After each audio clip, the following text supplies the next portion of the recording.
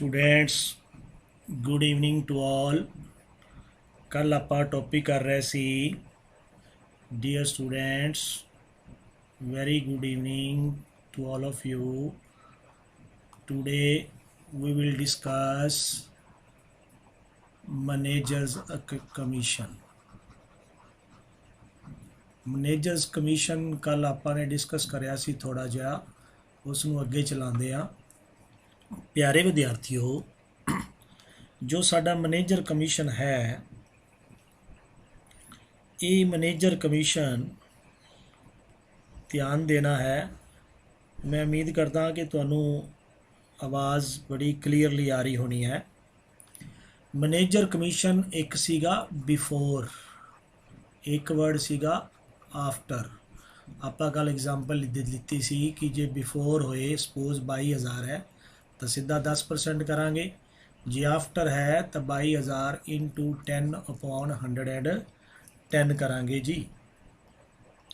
तो प्यारे विद्यार्थियों, मैनेजर कमीशन एक इंपोर्टेंट टॉपिक है जिहड़ा कि असी +1 दे जदों फाइनल काउंट कीते सीगे, जदों की बनाया सी TPL trading and profit and loss account. तो प्यारे विद्यार्थियों, उदों भी असी एक करिया सीगा। मैनेजर कमीशन दे बारे जे कुछ भी ना लिखिया होए, सीधा ही लिखिया होए स्टेटमेंट दे विच कि मैनेजर्स कमीशन, तो हमेशा मन के चलना है कि ये बिफोर गिवन है। ये टैक्नीकल गल है जिहड़ी कि अक्सर स्टूडेंट्स नू कन्फ्यूज़ करती है। जेकर बिफोर लिखिया है तो असी बिल्कुल सीधी परसेंटेज निकालनी है, जदों तक्कन वर्ड आफ्टर नहीं लिखिया जाता। जे आफ्टर लिखिया है तो फिर जिन्ना नैट प्रॉफिट है उनके नाल जे 10% है तो 10/110 आ जाएगा। डियर स्टूडेंट्स, याद रखना, मैं कल वाला तुहानू रिवाइज करा रहा। जे बिफोर लिखिया है तो असी सीधा ही रेट लगा देना है।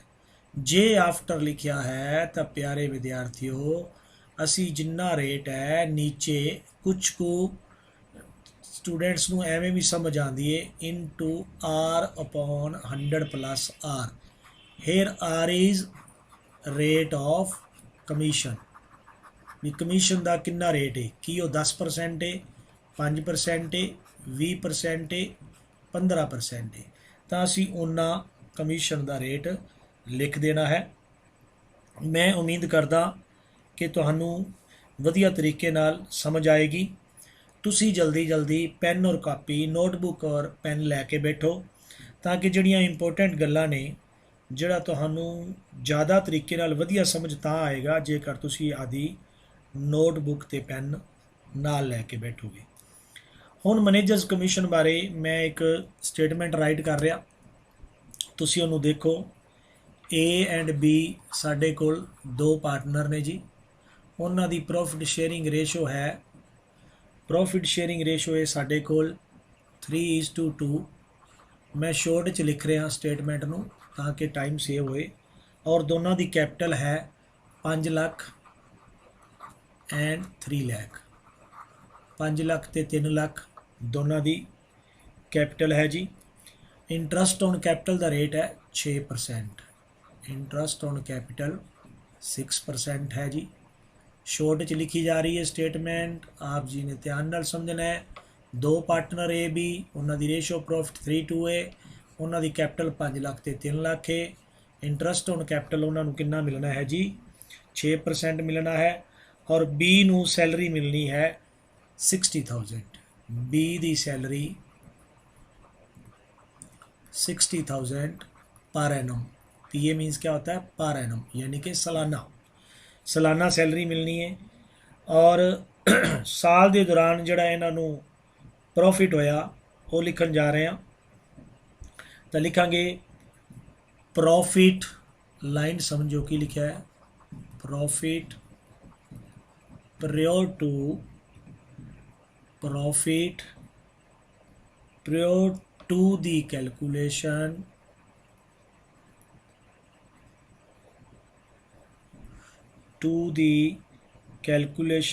of interest on capital of interest on capital but after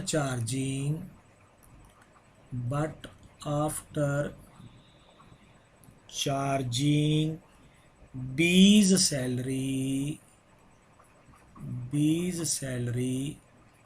is rupees 1,80,000। ਬੇਟਾ ਜੀ ਇਸ ਲਾਈਨ ਦਾ ਜੇ ਅਸੀਂ ਪੰਜਾਬੀ ਵਰਜ਼ਨ ਕਰੀਏ ਕੀ ਕਹਿੰਦਾ ਹੈ ਕਿ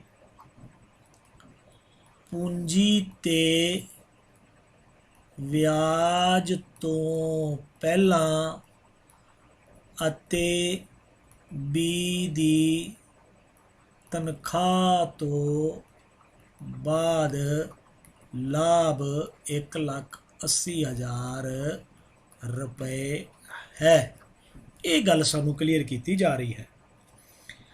ਹੁਣ ਅਸੀਂ ਇਸ ਗੱਲ ਨੂੰ ਧਿਆਨ 'ਚ ਰੱਖਣਾ ਹੈ ਕਿ ਇਹਨੇ ਸਾਨੂੰ ਆਹ ਗੱਲ ਕਲੀਅਰ ਕੀਤੀ ਹੈ। ਇੱਕ ਛੋਟੀ ਜਿਹੀ ਸਟੇਟਮੈਂਟ ਦਾ ਪਾਰਟ ਹੋਰ ਰਹਿ ਗਿਆ, ਆਪਾਂ ਉਹ ਵੀ ਲਿਖ ਲਈਏ ਕਿ ਕੀ ਲਿਖਾਂਗੇ ਜੀ, commission to the manager,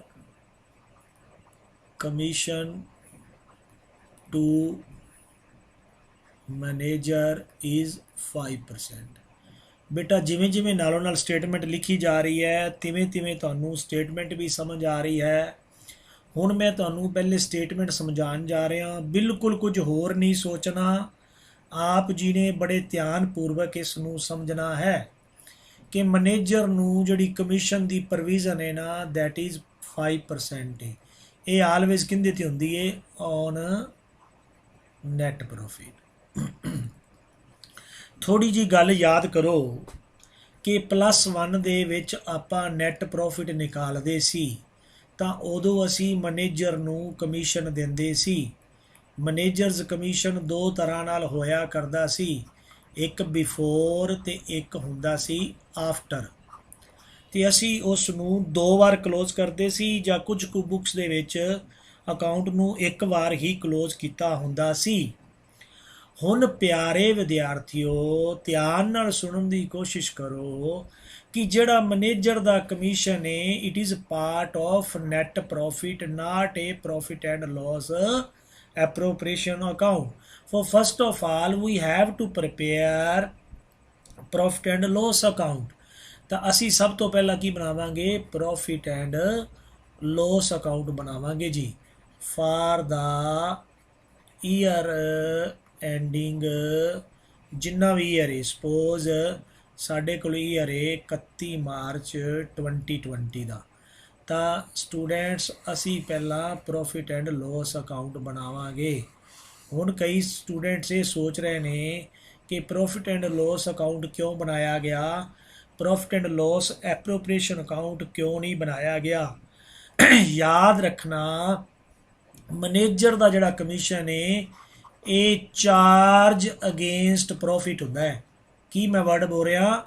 charge against profit ਦਾ ਮਤਲਬ ਇਹ ਹੁੰਦਾ ਹੈ ਕਿ ਇਹ ਵਾਲਾ ਕਮਿਸ਼ਨ ਅਸੀਂ ਅਗੇਂਸਟ ਦੀ ਪ੍ਰੋਫਿਟ ਅਸੀਂ ਉਸ ਨੂੰ ਦੇਣਾ ਹੀ ਦੇਣਾ ਹੈ, ਜਾਂ ਹੀ ਕਹਿ ਲਈਏ ਕਿ it is part of the profit and loss account. One more, ਅਸੀਂ ਜਦੋਂ ਵੀ ਪਾਰਟਨਰ ਦੇ ਵਿੱਚ, ਬੜੀ ਟੈਕਨੀਕਲ ਗੱਲ ਹੈ, ਸਾਰੇ ਕਲੀਅਰ ਤੁਹਾਨੂੰ ਨਹੀਂ ਕਰ ਪਾਉਣਗੇ, ਗੱਲ ਯਾਦ ਰੱਖਣਾ। ਅਸੀਂ ਜਦੋਂ ਵੀ ਡੀਅਰ ਸਟੂਡੈਂਟਸ ਇੱਥੇ ਨੈਟ ਪ੍ਰੋਫਿਟ ਲਿਖਦੇ ਹਾਂ ਤਾਂ ਹਮੇਸ਼ਾ ਇਹ ਜਿਹੜਾ ਨੈਟ ਪ੍ਰੋਫਿਟ ਹੁੰਦਾ ਹੈ ਇਹ before salary and interest on capital and commission to any partner. ਮੈਂ ਐਨੀ ਪਾਰਟਨਰ ਵਰਡ ਲਿਖ ਰਿਹਾ, ਮੈਂ ਇੱਥੇ ਮੈਨੇਜਰ ਨਹੀਂ ਲਿਖ ਰਿਹਾ। ਯਾਨੀ ਕਿ ਜਿਵੇਂ ਹੀ ਅਸੀਂ ਪ੍ਰੋਫਿਟ ਐਂਡ ਲੋਸ ਅਕਾਊਂਟ ਬਣਾਉਂਦੇ ਹਾਂ ਉਹਦੇ ਤੋਂ ਜਿੰਨਾ ਨੈਟ ਪ੍ਰੋਫਿਟ ਹੁੰਦਾ ਹੈ ਅਸੀਂ ਉਸ ਸਾਰੇ ਨੈਟ ਪ੍ਰੋਫਿਟ ਨੂੰ ਪਾਰਟਨਰ ਦੇ ਵਿੱਚ ਵੰਡਦੇ ਹਾਂ।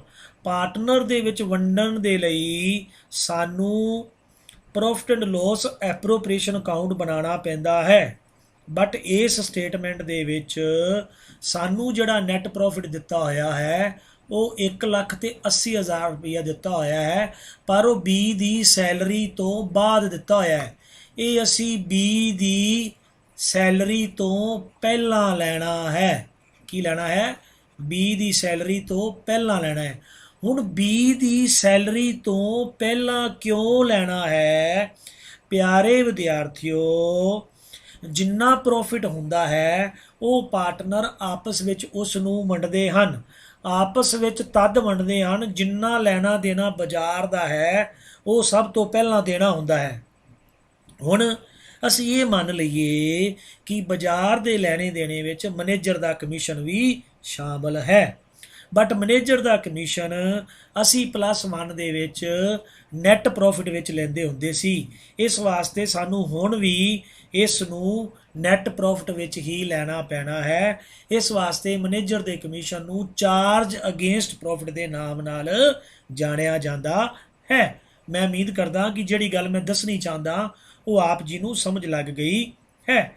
ਜਾਂ ਸ਼ੋਰਟ ਵਿੱਚ ਅਸੀਂ ਕਹਿ ਲਓ ਕਿ ਮੈਨੇਜਰ ਦਾ commission profit and loss appropriation ਦਾ ਪਾਰਟ ਨਹੀਂ ਹੁੰਦਾ। ਜਾਂ ਅਸੀਂ ਕਹਿ ਲਓ manager commission is charged against the profit, not charged against the appropriation, ਅਸੀਂ ਵੀ ਕਹਿ ਸਕਦੇ ਹਾਂ।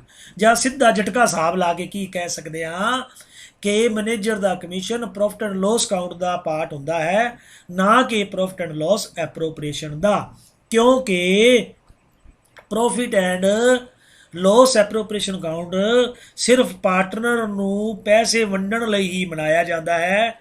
ਉਹਦੇ ਵਿੱਚ ਮੈਨੇਜਰ ਦੇ ਕਮਿਸ਼ਨ ਦਾ ਕੋਈ ਯੋਗਦਾਨ ਨਹੀਂ, ਕੋਈ ਪਾਰਟਿਸਿਪੇਸ਼ਨ ਨਹੀਂ, ਯਾਨੀ ਕਿ ਉਹਨੂੰ ਨਹੀਂ ਲਿਆ ਜਾਂਦਾ।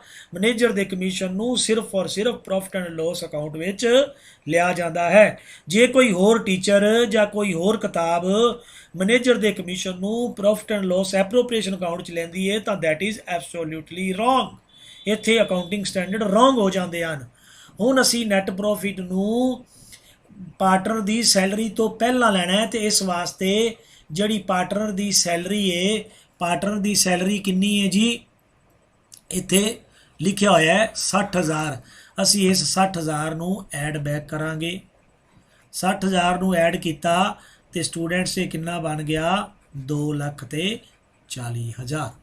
ਤਾਂ ਹੁਣ ਅਸੀਂ ਤੇ ਲਿਖਾਂਗੇ ਟੂ ਮੈਨੇਜਰਸ ਕਮਿਸ਼ਨ।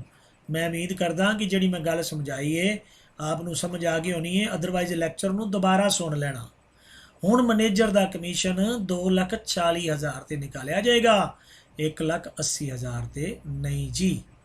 ਤਾਂ 5% ਜੇ 10% ਹੁੰਦਾ ਤਾਂ ਬਣ ਜਾਣਾ ਸੀ 24,000, ਇਹ ਬਣ ਗਿਆ ਜੀ 12,000, 5%।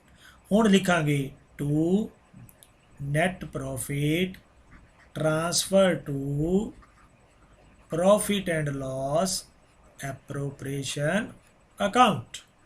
ਤਾਂ ਕਿੰਨਾ ਬਣੇਗਾ ਜੀ?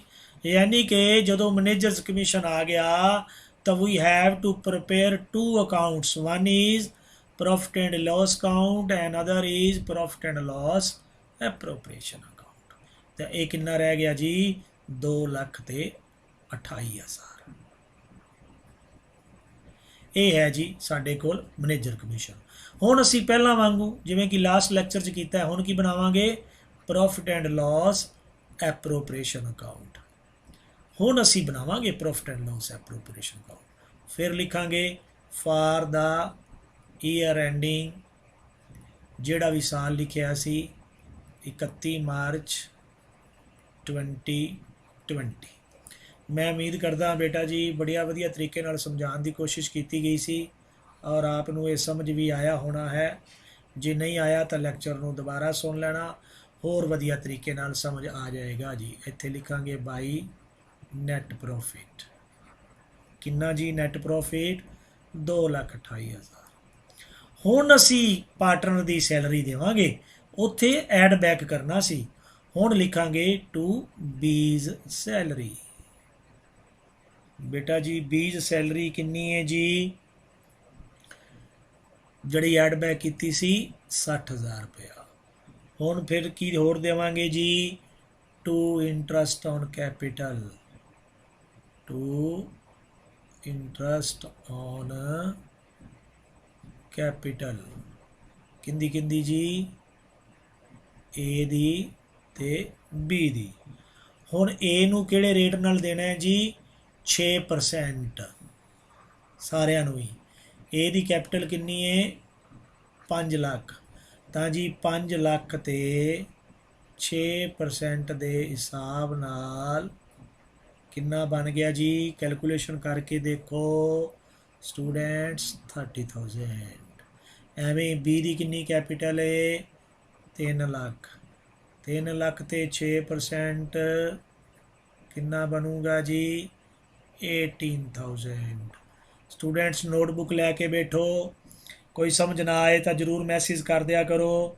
जिन्होंने चैनल नूं अजे तक सबसक्राइब नहीं किया कर दिओ जी, ताकि जल्दी जल्दी नाल तुहानूं कोई भी नवी इन्फॉर्मेशन होए तो ये मिल जाया करे।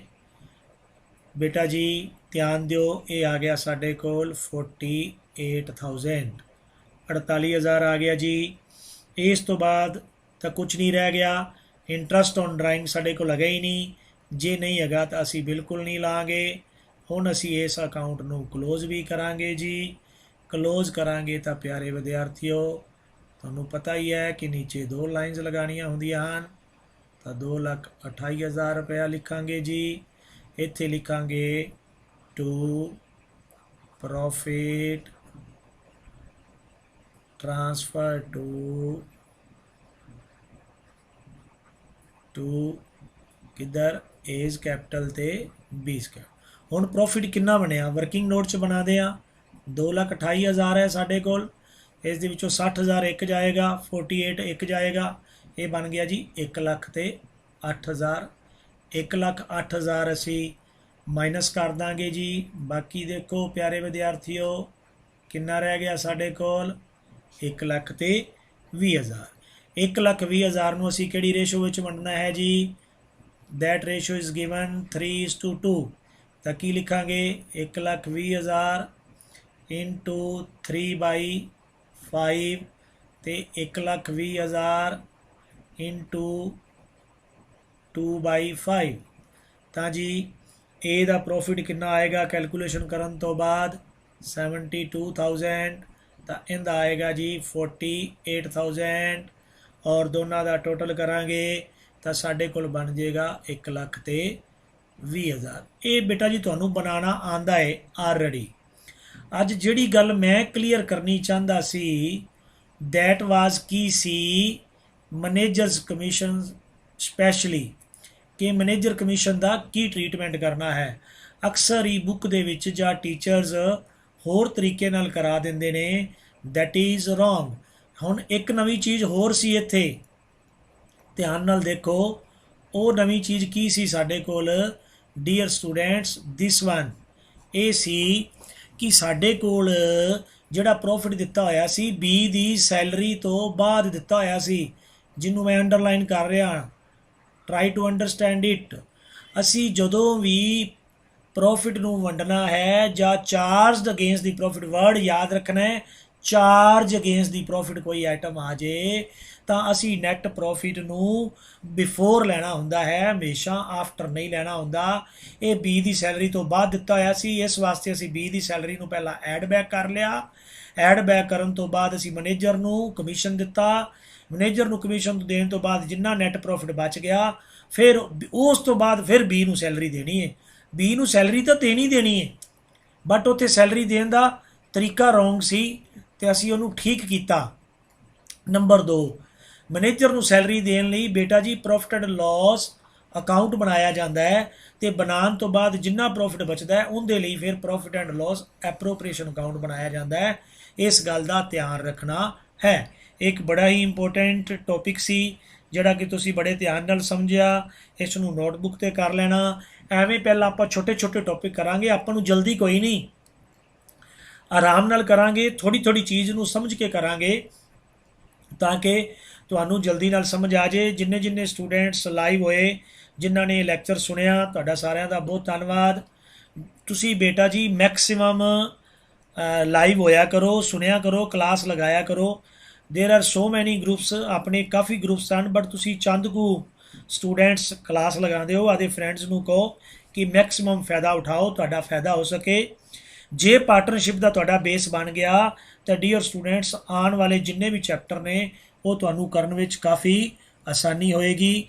ਇੱਕ ਵਾਰ ਫਿਰ ਤੁਹਾਡਾ ਬਹੁਤ ਬਹੁਤ ਧੰਨਵਾਦ ਜਿਨ੍ਹਾਂ ਨੇ ਕਲਾਸ ਨੂੰ ਅਟੈਂਡ ਕੀਤਾ। ਮੈਂ ਉਮੀਦ ਕਰਦਾ ਕਿ ਤੁਸੀਂ ਇਸ ਨੂੰ ਚੰਗੀ ਤਰ੍ਹਾਂ ਨਾਲ ਸਮਝ ਗਏ ਹੋਗੇ ਔਰ ਧਿਆਨ ਨਾਲ ਨੋਟਬੁੱਕ 'ਤੇ ਨੋਟ ਕਰੋਗੇ। ਜੈ ਹਿੰਦ।